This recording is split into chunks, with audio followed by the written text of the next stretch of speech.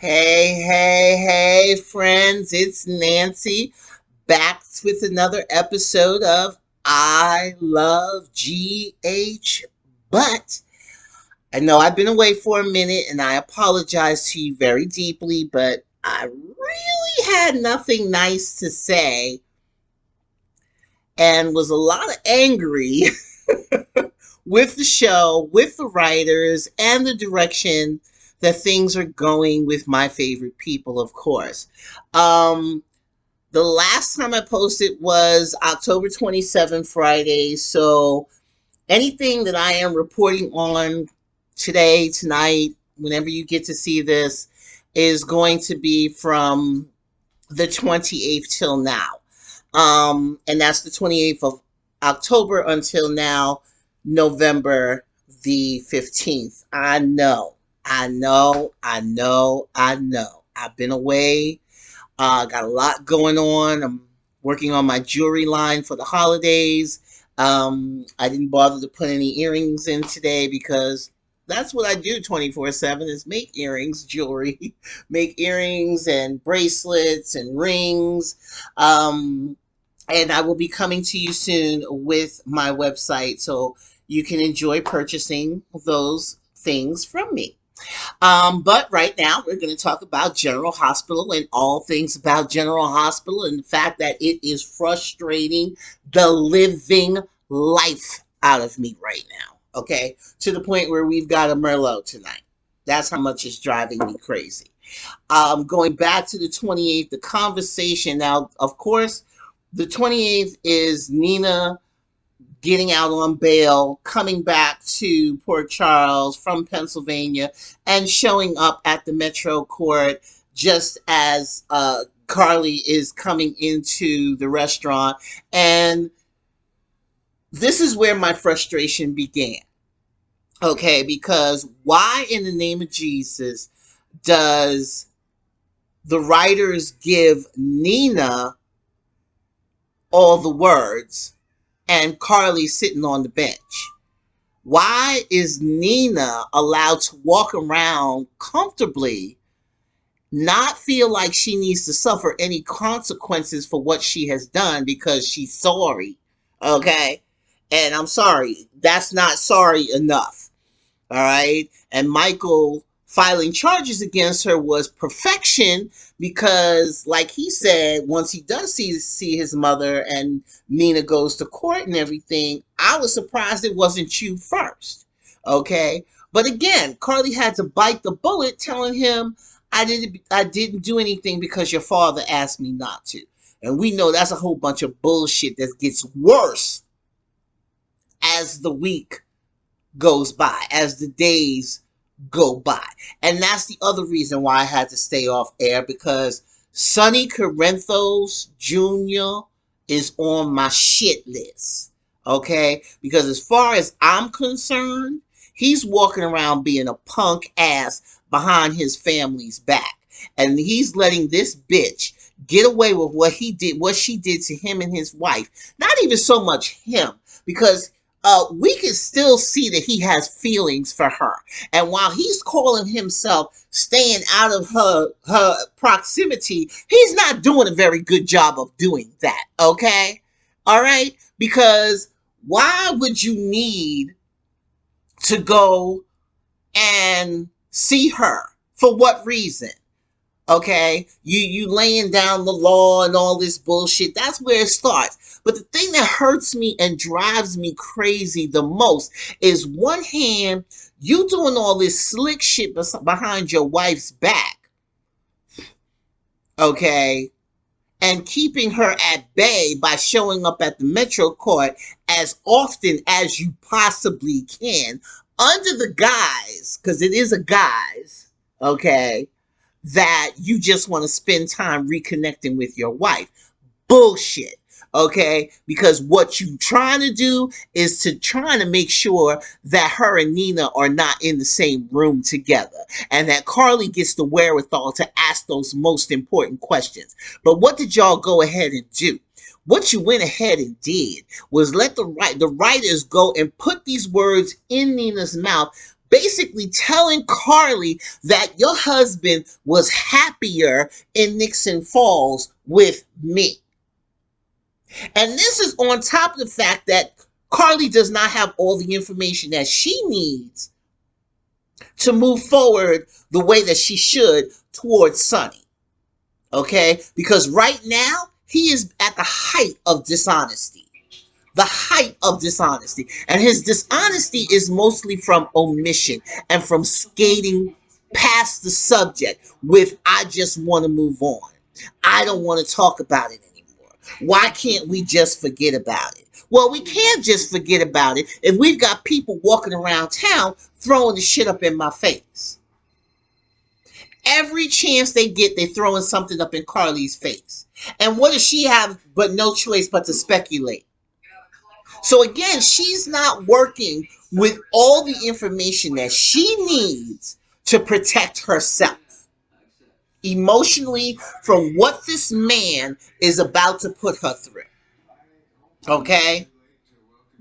Because him walking around trying to take back what's his, if that's what he's supposed to be doing, he's doing it, but he's also in the same breath, by continuing his relationship with Phyllis, one, okay, you want to do right by this woman, but you buy a whole bar to keep her in town, and then knowing that this woman is not really in support of your marriage. She wants you and Nina to make up. She wants you and Nina to still be friendly. In what common state of mind would that make sense? When this woman who lied to you for 9 months kept you away from your family, had all the truth for you, and you don't want to do anything. Why is that? And why aren't more people asking why? They're slowly starting to, because the main reason why they're asking is because they want to know why Carly is sitting on her hands. That's not the Carly I know. Where's Caroline? Okay? Because Caroline would be on fire. Caroline, Carly, Corinthos, Jax, Corinthos, Corinthos. It just makes no sense. And you're taking way too long for the shit to hit the fan, for Carly to find out and really slam Sonny the way he deserves. Because I'm sorry, at this point there was I love Maurice Bernard. I'm going to continue to say I love Maurice Bernard as an actor, but Sonny is a piece of shit right now. And while I did want Nixon Falls, the soap opera, to end, the sub-soap, you could have left the bullshit there. But to bring it back to Port Charles in the way that you're doing is unfair to Carly. Okay? And I hope when she does find out the truth, that the writers give her the complete justice she deserves. Because this woman should not be getting away with this in any way. She should not be allowed to see Wiley. You could tell Miss Wu, Sonny, that you won't help her once you found out that Brad is her nephew. That you won't help her when it comes to Brad, who did the same exact thing that Nina did. You're willing to persecute him, but you won't do nothing to Nina? And she perpetrated it on you directly? Keeping you away from your children? But that's okay. Okay, that no harm, no foul as far as you're concerned, and that's because you still want to dip your wick in that bitch. Okay, so that's what's going to be coming next. What's going to be coming next is he going to slip up because we know Sonny don't know how to keep his dick in his pants. We know that. Ava, perfect example. Woman is supposed to be your mortal enemy, but you have disgusting sex with her in a crypt, which produced Avery. Okay, so the ridiculous level of his bullshit right now is the easiest way I could put it. Is beyond me, and it makes me so angry to watch. And no, I do not watch the show in real time because I cannot stand commercials. If I have to wait for the commercials, I cannot enjoy the show. I can't. I cannot. Hold on. All right. Well, we know we're going to come back to that. So I'm going to move ahead so I can calm down a little bit and briefly talk about Spencer, Esme, Jocelyn, and Cameron. Now, and Trina. Let's not leave out Trina because Trina is key to this whole thing because we know that Spencer's working at Kelly's, which all teenagers finally get a job at Kelly's, right? Spencer's trying to make his own way, and of course, Ava and Nicholas had to come into Kelly's and rub it in as hard as they possibly could, more Ava than anything, by demanding service from him and just being rude and belligerent because she has nothing better to do. I personally do not blame Spencer for not wanting to give in and have Ava control his inheritance and his life, basically, forcing him to accept this female into his life as a mother figure is not the way to win your son back. I'm sorry. Okay? But we know that Nicholas is only thinking about his penis and that he doesn't mind really putting his son through the rigmarole because he feels justified in doing so. So, white privilege wins on that one, and we'll move along. The only good thing that's coming out of this is that one, Jocelyn is standing up to Esme, even though she did weaken a little bit and let that peer pressure little devil get into her ear about not having sex with Cameron. But later in the week, we know that the conversation is had. The two young folks do decide that they want to have sex, but not really. And they have that moment is presented to them. But then in the end, all nerves come into play and they realize this is not something that we really want to do right now. And the only reason why we were considering it is because we were hearing from those little devils on our shoulder called Esme and Spencer. All right. So I'm glad she's not one to fall into peer pressure, even though she was on the borderline to do so. Being Carly's daughter, I'm glad they kind of backed that up and gave her the common sense that she has always had and her discernment when it comes to people. That's one thing she got from her mother is her instincts. Okay. I don't care what nobody says about Carly, but Carly can spot a bad person a mile away, and that's because she's played the game. You don't try to play a player. That's the thing, okay? You don't try to play a player. And while she has grown, she has changed, she can still spot the devil a mile away. Thank you very much. So she's giving that discernment to Jocelyn. I'm very appreciative of it because Esme does not deserve the time of day. That crazy heifer got enough coming on. And she trying to step to Trina all sinister and shit. And Trina ain't gonna have that. She don't know who she messing with. Okay. And the good thing is that Spencer really digs Trina. And if Miss Esme did not show up when she did, he would be with Trina right now. He would be trying to date Trina. He'd be trying to turn his life around for Trina. And basically, that's what he's going to be doing. Because the only person he seems to go to for an honest conversation and is able to receive the information is from Trina. So thank you, writers for giving us a young black woman who has the common sense and wherewithal to speak her mind in an eloquent way and not just sounding like some little tired little girl who knew nothing but and can be nothing. No, she's a progressive young woman, and I appreciate that you're writing her that way and hope that you never lose that flavor in Trina.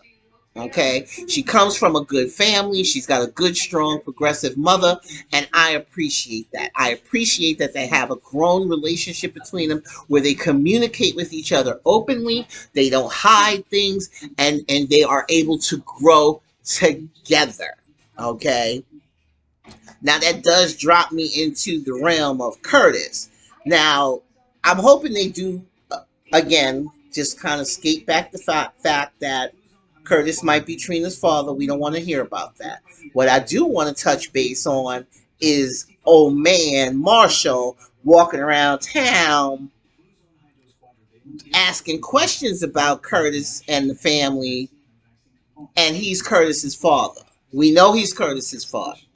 But the point is, you've been gone since he was 3. And if we come up to date and push ahead past him sneaking around asking questions, him bumping into those who are familiar to Curtis, asking personal questions, and them then connecting the dots, meaning Portia and Curtis and TJ at the boxing club where she finally comes to the conclusion that I need to do something about this to get this to Curtis's attention in the right way. She goes to Elizabeth. Elizabeth helps her draw a sketch of the old man, and she takes it back to Curtis. So Curtis has that heads up. But as we see happen today, no less, Mr. Marshall decides he wants to now tell Curtis who he is because he is the one that got in the way of the talent that came into the club. Okay, and he used Link, aka Brooklyn's old manager, the skeevy guy, to come in and play the part of helping them to get talent. And then he had the audacity to step to my man Curtis like he was doing him a favor. First of all, y'all took too long to get to the point, okay, because that was some kind of crazy. Granted, Curtis is quick to connect the dots, but when this man tries to force the reality that I am your father and that you should give me the time to tell you the truth of the matter is bullshit. Bullshit. You know what they're doing? They're doing a Mike. They're doing a Mike Corbin. We're going to call it the Mike Corbin move. Okay? Because that's how Mike came into Sonny's life back in the day. He just rolled into town all of a sudden, called himself coming to get hired at Luke's, and that he didn't know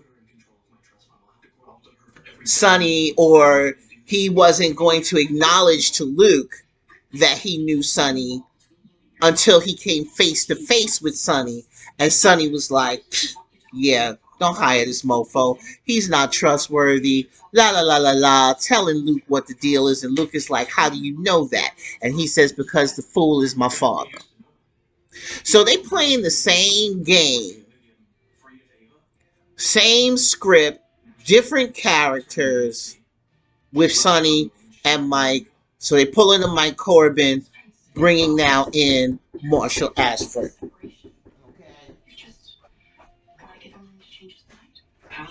Sorry about that. Okay, put you on hold. I'll be right back. Oh, I'm sorry. Someone was knocking at my front door. I barely heard them knocking at the front door. I had to go answer the door and let them in. So I'm sorry I walked off camera to answer the door and did not pause. Oh, thank you, thank you, thank you. So going back to Mr. Marshall Ashford, I watching today made me angry. Okay, it really made me angry because now is the perfect time for Stella to come home. If anybody can kick this man's behind out of their lives, it's gonna be Stella. And gonna read him the riot act properly, it's gonna be Stella. So it's time for Stella to come back across the pond and take care of her nephew because he desperately is going to need her now. That is for sure, for sure. All right. So next on the agenda is Sonny goes to see Cyrus, which I think was a total waste of time. You're supposed to be a boss. So why would you go see Cyrus? That just made absolutely no sense to me. So you can hear him go chew and talk smack and then give you information that you could have easily found out without going to see him. So again, writers, a waste of our camera time. So I'm not even going to delve into that conversation. Like I said, it was a complete waste of energy, and I don't appreciate anything that Sonny is doing right now. All right. Um, so we're gonna hop over for the moment to Alexis, Sean, and Nicholas. Well, Alexis was approached by Nicholas, and Nicholas talking about saving the day. He's going to get her pardoned out of prison if she will stop her investigation into Hayden's attempted murder by Nicholas with Sean. Offered Sean $500,000 for 6 years of his life. Yeah, yeah. Why didn't we punch his lights out on that one? Because he wouldn't. They would have wanted to lock me up. I would have had to punch him in his face, and Alexis too. She should have punched him in his face because how dare you? Okay, how dare you try to blackmail your family, your own aunt, who's done nothing but cover for your ass, nothing but cover for your ass, and this is how you treat her. So when she gets out, when she does get out, and she gets out because of him, okay, and he's saying that he did it just because, but no, he did it again to cover his ass because now Sam and everybody else knows what he's done. So he's trying to cover his behind as much as he possibly can. But Nicholas is a slimy bastard. And he's about to get his comeuppance as well. And I do hope it comes from Spencer. I sincerely do. I hope it comes from Spencer.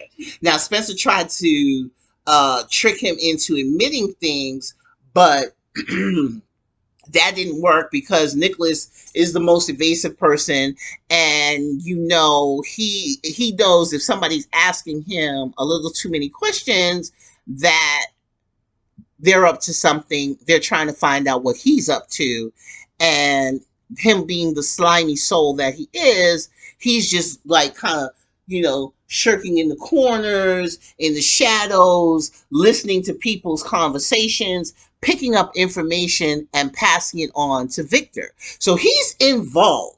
He's talking about, oh no, I just helped him stay dead, like he helped me stay dead. Family, quid pro quo. Well, fuck you. You're a slimy bastard. And I hope Alexis gets out, and for once in her bloody life, she does something that I could say, oh damn, Alexis, you did that. And that would be bringing slimy Nicholas to justice, because she's like, he is not the nephew that I loved. He is not the person that I cared about. He never was, in truth. All right. He always kept a good cover. Always. But Nicholas is a slimy bastard. And he always has been a slimy bastard. It just looked better when it was Tyler Christopher. That's all. Okay? Because this guy, he just makes him look slimier. Okay? Because he's smiling up in people's faces all the while he wants to take their place. He's a backstabber, if you know the song. If you know the song. Backstabber.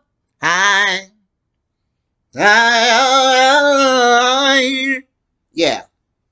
Smile in your face. All the time they won't take your place. The backstabbers. Backstabbers. Cassadines. Cassadines. Okay? And they in full force right now. Because you got Victor trying to play everybody when he knows where Peter is, and they could have easily got that information. Again, you've got Anna, Valentine, and Robert running around like chickens with no heads. The writers got them looking stupid when it comes to Peter. Okay, because where else was he going to go? If he can't get off the island of Crete, where else was he going to go but back to the compound? If he's taken over Victor's place with his people, that only means he can go back to the compound, because that's where he's running his base of operation from. So why would you not go back there? Why would only Jason and Britt have the common sense to find that out and go back there?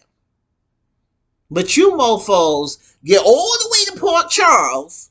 Now, granted, it's because Valentine got shot, but Anna, you could have stayed in Crete. You didn't have to come back. You're supposed to be the agent in charge of this situation. What are you doing? Making deals with a fool. Don't even know how to extract information properly. So I don't know. I don't know. They've always been weak. The WSB has always been corruptible as well as corrupted. Even from the beginning of their introduction, they've always been a shady organization. Okay? If they're supposed to be like a version of the CIA, MI6, Special Forces, or whatever the fuck, y'all are very poor at the job. And always have been. Because your answer to situations is not to lock the bastards up for the rest of their lives, but to allow them to escape or make a deal for immunity. How do you let somebody get away with 20 to 30 years worth of crime with immunity?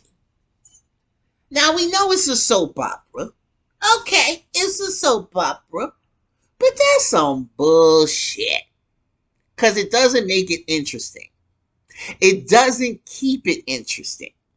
Because it makes them look foolish, like they look right now. You got Victor talking about, I know where all the bones are buried. I know all your secrets. Your biggest fear is me telling the truth because I was the director and ran the place like it was Spectre. Okay? You would have thought he was Dr. No. It's crazy. It's crazy how y'all are doing this. And think that folks are not paying attention to your inconsistencies. Okay? So, on top of everything else, besides Britt shooting her mother with a harpoon, thank God she's a doctor. Okay? And it was only in her stomach, missed all the vital organs, of course. So, but now she's slowed down because she's got this injury. So Liesl is not going to be able to move as quickly as she needs to when it comes time for them to move. So that's a hindrance. On top of the fact that you got Peter mind controlling Drew. All right. So now he's got Drew and Jason together. And while Jason has figured out, along with Britt, about the conditioning and what controls the conditioning, what triggers the conditioning, I should say. How are they going to get their hands on the card with the tower and I forgot what the other symbol was. The Geffen, I think it was. I don't remember. But whatever the on and off switches are. So how are you supposed to get your hands on that?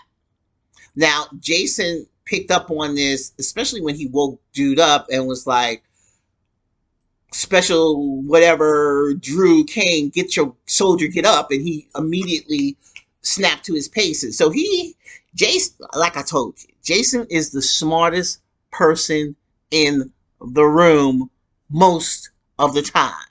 And that's because he's always thinking. Always thinking. Side note, I really hope and pray that he's not leaving the show due to the general hospital vaccine mandates. Everyone should be able to make their own choices. But I also believe that if you are on set, whether you are vaccinated or not, you should be wearing a mask. You should be following the additional protocols, because if I have to be vaccinated, then one thing should be working with the other as well.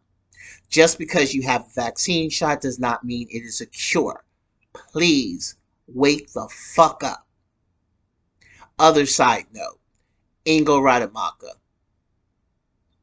Now, we know I don't like Jax. Never liked Jax the character. But I had nothing against Ingo Rademacher until he made the transphobic remarks that he did, which was sincerely stupid of him. His other is voicing loudly his political view, which I have no problem with that, because everyone has the right to freedom of speech, but it's the way you do things. And once you put your foot in your mouth and you take it out, you would want to try to keep your foot out of your mouth. But that's not what Ingo chose to do. Ingo chose to keep talking. So now he's out of a job.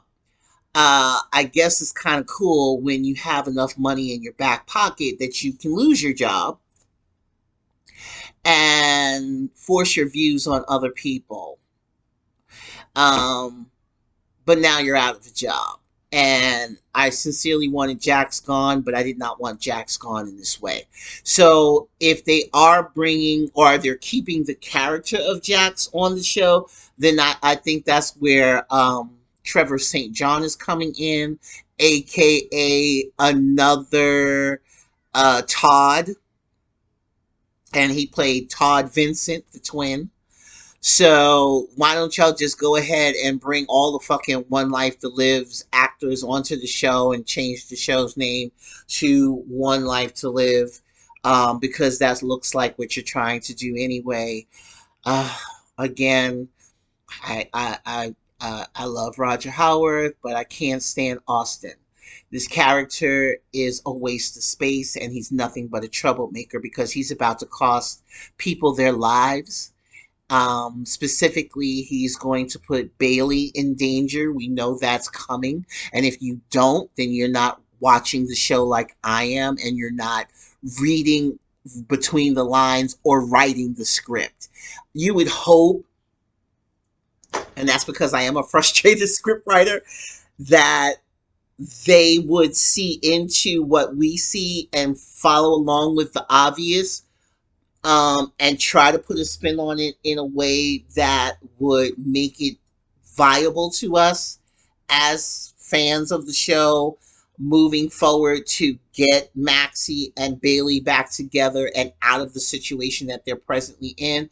But with the way you are writing things right now, you've got Austin talking too much, you've got Gladys now in the mix, overhearing the conversation between Brooklyn and Maxie about the baby not being Valentine's. Thank God that's all the information that she got out of that conversation. But the point is that she now knows that, and that is enough to put everyone in danger. Worst of all, it's going to turn Valentine against Brooklyn at a time when they should be working together. So I hope you decide to clean that up, okay? Because the way that you're going right now, everyone's going to find out about Bailey before they stop Peter. And if that happens, that means that Peter is going to get close enough to get his hands on this baby, or get his hands on Maxie and the baby. And I'm not feeling that. And if you do that, then Maxie needs to be the one to pull the trigger on this mofo. Maxie needs to be the one to put him down for good. Not for show. Not for him to come back 20 years later. But for him to be dead and done. I love you, Wes Ramsey, but you gotta go. Peter needs to be gone, gone, gone, gone, gone, gone, gone. Okay, because it's just too much. It's way too much. And having to go back and forth between Creed and poor Charles when you should really be focusing on what's going on with poor Charles, because you got Joey Novak, as I said, was going to come back and be the stupid is as stupid as does and try to step to somebody. Who's the person he decides he wants to step to first but the woman of the family? Punk ass bitch. You gonna step to Carly, a woman, in a club the way that you did and then threaten her? So you knew Sonny was back, but you still thought it was okay. And then the other thing was, Carly said, because I asked this question, where is this her security? Okay. She left her security stay outside so not to draw attention to herself, figuring he's got enough security on the inside, Curtis. But even his security guard was slow to move when he saw that this man was inappropriately addressing a woman. It took Curtis to come up and say, yo, what's going on? And to physically remove this man from his club, only to have his father follow him down to the docks, hear him talking smack about taking the club, and then ensuing on giving a total beatdown to Joey Novak, which was deserving. But it was really funny how Joey is up in the hospital, beat to within an inch of his life, and Sonny had nothing to do with it. Carly, Sonny, nobody. They like, wasn't me. Was it you? Wasn't me. Was it you? Wasn't me. So he got what he deserved. But what was hilarious was Sonny going to the hospital, seeing what condition he's in, and saying, wow, see what happens when you threaten my wife? But it wasn't even about him threatening his wife. It was the fact that he threatened Curtis. So old dude, because I do think he's mobbed up, and that was the reason why he didn't show his face for the last 30 some odd years of Curtis's life. 30 or 40, okay, of Curtis's life, because he was either in witness protection or he was working for Cyrus all this time. And when Cyrus got locked up, he felt comfortable enough to come out of the shadows. But no, my brother, you're pulling a Mike Corbin, and I'm not here for it. I'm not here for it. I think it's whack. I think it's completely whack, and he wasn't needed. He really wasn't. Okay, if anything, it should have been about, Curtis and Portia coming together, TJ and Sean having their time, and Sean trying to build his new life. That's where the focus should have been. No, not you bringing on another character to throw into the mix when you know you got a black quota on the show. So who you getting rid of? Now we know that Trina is going to reoccurring status because she's going to UCLA, so she's going to need time off of classes. We know that. So to me, that time it should be filled with Curtis and Portia growing and Sean growing. And my hope is, because I did like Alexis with Sean, is that when she gets out and she goes home, Curtis does not leave, and that they all stay in the house together. And her and Sean relationship changes and grows. He would be a decent man for her to be with, because he knows all of her truths. He knows all of her lies. And they're good friends. That would work. And he would keep her safe. That would work. That relationship would work. I could see that.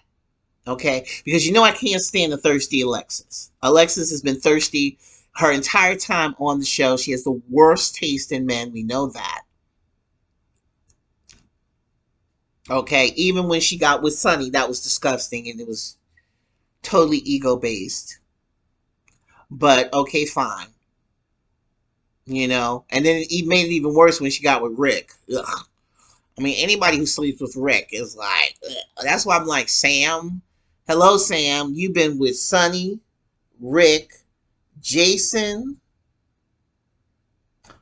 Lucky. Who else? And now Dante. That's everybody in the family. Ew. And if it wasn't for Nicholas being her cousin, she probably would have slept with him too. She's been passed around to almost every man on the show. Okay? Silas, John, Finn, same person. She didn't date him as Finn, but Silas and John, same actor. So it's like, yeah, we need some new blood on the show. As far as men are concerned, for her to date, if you're not going to be with Jason, why are you with Dante? I just, and it was so funny because when she confessed to Maxie that it was Dante, she thought that Maxie was going to lose it, which is what I expected because, hello, how you dating my best friend's husband? Because she knows that Lulu was going to tell Dante that she still loved him before she got into the coma, before she fell into the coma. Maxie knows that. So she should have had the opportunity to express that. You know that they were going to get back together. So why would but he's saying that. So that's still a sticky wicket as far as I'm concerned. And how they're going to clean that up and handle that, I don't know. Okay. Quick little thing about Michael and Willow. He proposed to her. She said, not right now, which makes absolutely no sense because then later on in the club, a couple of days later, when they're out together with their parents and they're at the club and at the Savoy and the act does take place, that Marshall set up so he can make Curtis feel grateful to him for helping him. Undercover like, who was Farrow, who actually works on the show. The song made no sense. What was it about? It was all of 5 words that he kept repeating, maybe. Stupid. Totally stupid. I've seen you do better. Ned is a better performer. Okay, you could have got Cameron up there for all I cared, and he would have been better. Even Jocelyn would have been better. But okay, you know, he works on the show. Let's give him his little 5 minutes of fame so y'all can see who he is and support him in his efforts as a musician. Okay. It was really nice to see Carly dressed up and looking most beautiful, only to be left waiting by her husband, who is busy at Charlie's talking to Nina. Sweet talking with Nina. Yeah, bullshit. Okay, where she's calling him and he's not answering the phone. He's putting her on hold. And her, of course, Carly, he's taking care of business. I trust him. He has broken that trust. Like I said, Sonny is a piece of shit to me right now because he has broken his trust when it comes to his wife. And every time she has to say, there is 9 months about you I don't know. I'm missing 9 months of our relationship. That's a problem. Every time she says it, says that she is not able to get over this, that she needs more information, and she's not happy with the fact that you have tied her hands. That's what that all says. Every time she complies. Every time she says, I'm just happy to be with you. It's bullshit. It's her covering up the fact that she wants to beat the shit out of Nina. And should. And should. To have him literally, Sonny, tell Michael, I don't like what you did. And Mike's like, well, what are you talking about? You don't like what I did. I'm protecting my son. If you won't protect my son, I have to protect my son. Your choices are your own, and so are mine. And Carly's like, I agree with my son. 100%. And then Sonny snaps at them. Did you peep that? He snaps at them. And they're both looking at him like, what's going on here? What is with this reaction? Why is he not proactive about Nina paying for what she's done? Why? I need them to find out how much time he has been spending with this woman. His casual encounters are not so casual. I'm sorry. Especially when you got her smiling and cooing at him and making faces at him and saying, that's something that Mike would do. And he's like, what do you mean what Mike would do? But you're not voicing that, fool. You're not telling her she's delusional. You're not keeping this woman in her actions in check. And I got a problem. It distracts me from my joy of enjoying the soap opera. Because it's not logical. Unless you are seriously leading us up to a confrontation, an explosion that is going to show us that Carly is going to get the justification that she needs against Nina and Sonny, I don't want to see nothing else. And that's why I've been fast forwarding through the bullshit, fast forwarding through the trash, because all you're doing is you're letting the bad guys win. Y'all would think that Carly took somebody away for 9 months. And then to have Nina say, I blame you, you let my daughter die. She ain't let her die. The bitch fell. She ain't let her die. She wouldn't have been able to save her without putting her life in danger regardless. But like Carly pointed out, your delusional ass wants to be the victim. You want to rewrite the entire history of Nell. And not only do I see it, but Michael sees it. Your ass is scary, bitch. Crazy is as crazy does. And anytime Nina can feel like she can say the things that she said to Carly, is a delusional bitch who needs a backhand. Y'all keeping my backhand. And I'm not happy about it. It's wearing me out. It's completely wearing me out. Completely. I just don't know what to say. I just don't know what to do. I just want everybody, I just want Carly to bust them. I want her to bust them. I want her to bust them and put them in check. Put them all in check. Pack her shit, pack her daughter, and move back into her house with her mama. Because she don't need Sonny.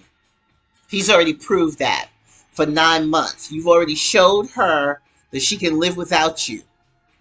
That she can survive very well without you.